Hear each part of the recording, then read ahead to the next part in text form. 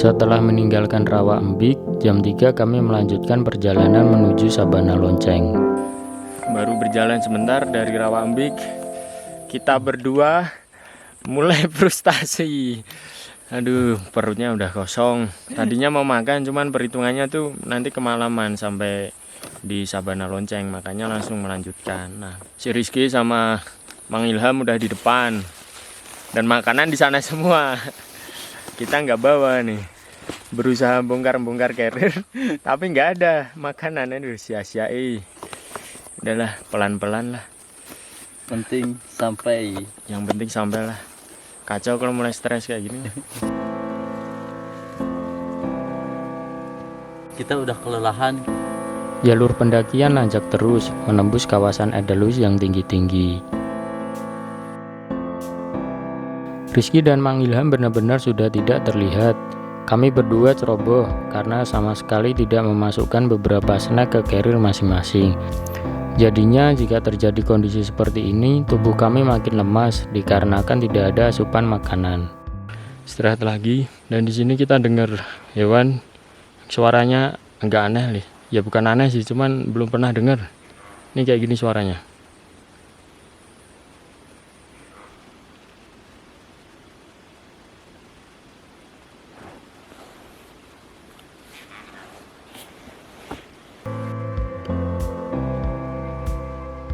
Istirahat lagi, ya memang kita istirahat terus sih. Nah, coba di sini ada pohon jambu, pohon mangga gitu. Mungkin fisik kita nggak akan kayak gini. Paling tidak perut terisi lah. Jadi teman-teman kalau misalkan mau mendaki Gunung Argopuro, persiapan harus benar-benar matang. Entah logistik, entah persiapan fisik, entah pengetahuan mengenai jalur pendakian, entah kekompakan temen, banyak pokoknya banyak. Kalian harus benar-benar mempersiapkan. Dan sepanjang pendakian ini, karena kita benar-benar kelelahan ya, sekarang kita muncul satu strategi lah. Apa Mang? Capek bukan berarti lemah. Nah itu teman-teman, walaupun capek bukan berarti lemah. Jadi boleh istirahat, cuman nggak boleh lama. Tetap fokus harus dijaga. Itu pohon-pohon pada tumbang karena kebakaran. Jadi seperti ini, di bawahnya tuh kebakar teman-teman. Nah mungkin yang pohon kebakarnya terlalu parah, dia nggak kuat, makanya langsung tumbang. Setelah 2 jam perjalanan, pukul 5 kami sampai di kawasan Sabana Lonceng. Saya tertinggal paling belakang, saya tebar lagi.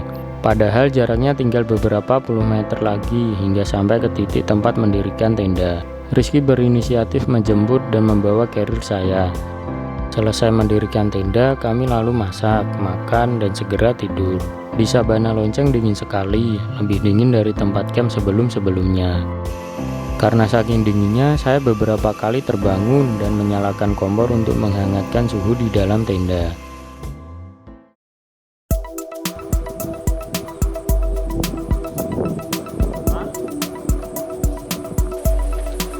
Puncak Rengganis. Jam 6 kami mulai mendaki menuju puncak Rengganis. Sempat salah jalur, kemudian balik lagi dan akhirnya sampai di puncak Rengganis jam setengah 7. Setibanya di kawasan puncak, aroma belerang langsung tercium. Ini baru bagian dari kawasan puncak. Kami masih harus berjalan ke atas sedikit lagi untuk sampai di titik puncaknya. Beruntungnya kami, pagi ini sangat cerah, tidak ada kabut yang mengganggu, sehingga gumpalan awan memanjakan mata kami. Meskipun kami tidak bisa melihat sunrise, namun tak apalah, bangun pagi di gunung memang sebuah kemustahilan, apalagi dengan kondisi yang sangat letih seperti kemarin. Dari sini, hamparan pegunungan Hiyang jelas terlihat, dan bisa dibayangkan bahwa 3 hari kemarin kami susah payah melaluinya. Tidak hanya itu, cobaan selanjutnya adalah jarak tempuh setelah ini masih panjang.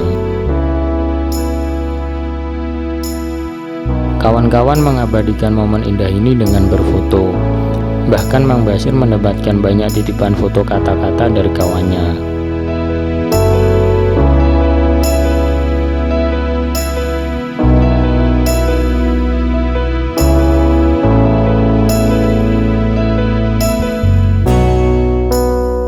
Sisi lain dari kawasan Puncak Rengganis adalah di bagian lerengnya. Ini juga sebetulnya bagian dari kawah. Aroma belerang bersumber dari sini. Pemandangan yang menakjubkan bisa kami lihat di sini. Bekas bangunan terdiri dari bongkahan batu yang masih tersisa. Terdapat 2 buah makam kuno yang dipercaya sebagai makam Dewi Rengganis bersama pengawal setianya. Ada mitos lain yang menaungi kawasan ini, yaitu orang yang ada di sini dilarang berteriak. Kalau melanggar, hal buruk dipercaya akan menimpa.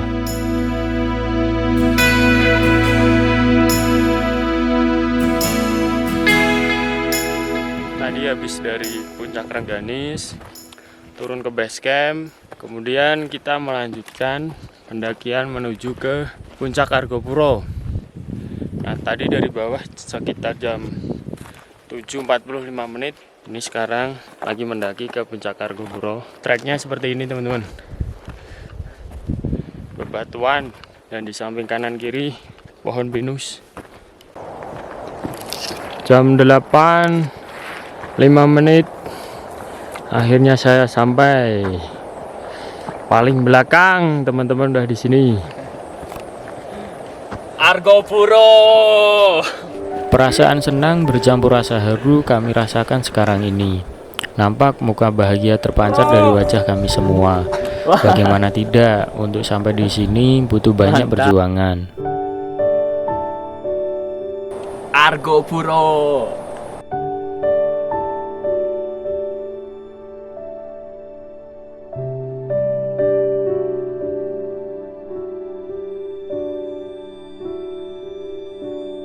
Nah, ini teman-teman Puncak Argopuro dengan ketinggian 3088 mdpl. Ini merupakan gunung dengan jalur pendakian paling panjang di Jawa. Karena umumnya pendaki dengan waktu 5 hari 4 malam. Nah, jika kalian memang nggak punya waktu banyak, sebaiknya jangan dipaksakan karena bener-bener nggak bisa nikmati nanti. Misalkan kalian cuma mau 2 hari atau 1 hari itu kayaknya ya bisa, cuman nggak bisa nikmatin kayak gitu. Nah, silahkan buat kalian yang mau mencoba ke Gunung Argopuro. Argopuro mantap.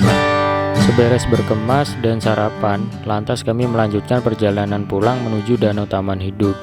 Di titik ini juga nasib buruk menimpa kami. Ternyata kami salah perhitungan membawa botol minum. Air minum kami habis di Sabana Lonceng. Tadi hanya sarapan mie instan dan sisa nasi semalam. Setelah makan, masing-masing di antara kami hanya minum 2 tegukan. Padahal menuju Danau Taman Hidup waktu tempuhnya masih sekitar 5 jam. Serta jalur pendakiannya turunan terjal sekali. Badan saya juga lemas sekali. Semoga kami kuat dan semuanya selamat. Saat ini kami sampai di kawasan Cemoro Limo. Nampak kawan-kawan mulai berjalan berjarak cukup jauh. Kami juga sudah jarang ngobrol. Kami berkumpul lagi di Sungai Kering. Selanjutnya kami sampai di kawasan hutan lumut. Masih ada Rizky yang menunggu saya berjalan pelan-pelan. Mang Basir dan Mang Ilham sepertinya sudah berjalan di depan cukup jauh. Setelah melewati hutan lumut, ternyata lokasi ini habis kebakaran. Apinya pun belum padam 100%. Saat kami berjalan juga masih bisa merasakan hawa panas. Di hutan sendirian. Ngeri. Ini saya di belakang, teman-teman. Sedangkan yang lainnya, yang 3 udah di depan semua. Saya paling belakang nih. Gila. Mendaki jauh banget tanpa air. Bibir sampai kering semua nih.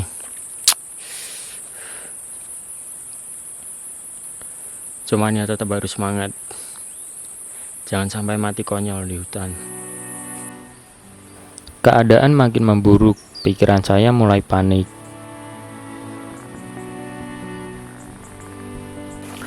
Ini saya berlari, teman-teman. Karena tadi saya manggil teman-teman saya, nggak ada yang membalas. Takutnya mereka benar-benar udah jauh. Takutnya juga di sini ada apa-apa karena benar-benar hutannya masih lebat banget. Jadi mending berlari buat segera keluar dari sini dan ketemu Danau Taman Hidup. Sampai berlari teman-teman nggak segera ketemu aduh, mulai stres teman-teman. Tapi pikiran tetap harus dijaga, soalnya kalau misalkan kita down berbahaya di tengah hutan seperti ini. Akhirnya ketemu teman-teman. Aduh, kita panik, mereka ketawa-ketawa. Anjir, Masih panik. Gimana Mas Andre rasanya sendiri? aduh, gila. Udah mau mendirikan tenda saya, nunggu bala bantuan. Ketemu mereka nih, ternyata masih nyimpen tolak angin. Nah, lumayan buat basahin mulut. Danau Taman Hidup. Gimana Bos? Alhamdulillah ya Allah. Luar biasa perjalanannya. Surganya dunia. Ranu Kumbolonya Argopuro. Oh itu tuh yang sering aku lihat di Instagram. Akhirnya kami semua lega sampai di Taman Hidup jam 2.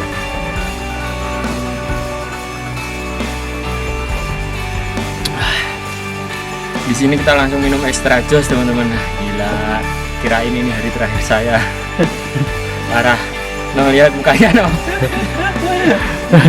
Muka kesal semua.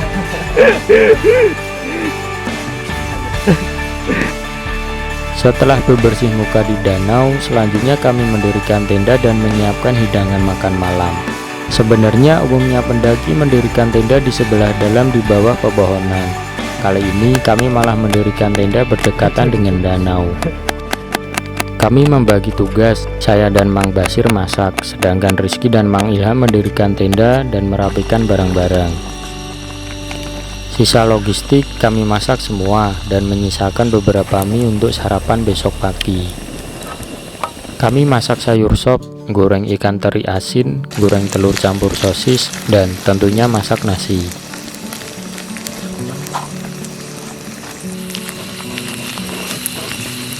Iya, Keahlian Mang Basir sudah tidak diragukan lagi, karena ternyata dia pernah kerja di restoran. Pantas saja masakannya enak. Kami membentangkan flysheet sebagai alas tempat makan kami. Makan di pinggir danau dengan pemandangan taman hidup di sore hari. Kumaha Mang menu makannya? Nikmat, ditambah lagi berada di Danau Taman Hidup, tapi tanpa teman hidup. Aduh, kacau. Mendekati gelap, ternyata Mas Nawi dan Galang sudah sampai. Lantas kami mendirikan tenda berdekatan lagi. Kak temani.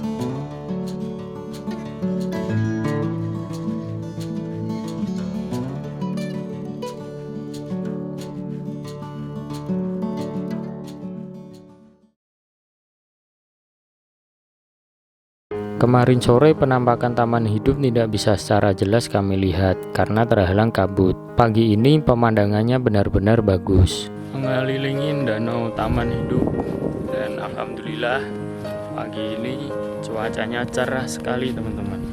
Nah, kalau kalian belum pernah kesini, cobalah kesini. Gak jauh beda sama Ranu Kumbolo, hampir sama sih kalau menurut saya. Bagus banget. Dan ini adalah sekilas tampilan dari danau taman hidup. Seberes sarapan, kami bergerak sendiri-sendiri menikmati kawasan taman hidup. Air danaunya walaupun tidak terlalu jernih, namun masih bisa kami konsumsi. Padahal biasanya air di sini sangat keruh dan jarang ada pendaki yang bilang airnya bisa dikonsumsi. Selain tenda kami dan Mas Nawi, ada juga satu tenda pendaki lain. Mereka hanya bertujuan ngecamp di sini. Oleh karena itu, suasana di sini sangat sepi. Semalam pun Rizky dan Mas Nawi mendengar suara aneh di luar tenda. Sejujurnya banyak kisah mistis di perjalanan kami sampai hari ini. Namun, jika saya ceritakan semua terlalu panjang, akan saya ceritakan kembali di satu sesi video selanjutnya.